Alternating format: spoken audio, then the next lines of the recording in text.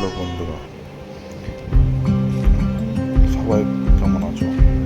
তোমরা মনে করো যে কোনো কাজ, সরকারি কাজ মানে খুবই সহজ, বসে বসে স্যালারি দেবে।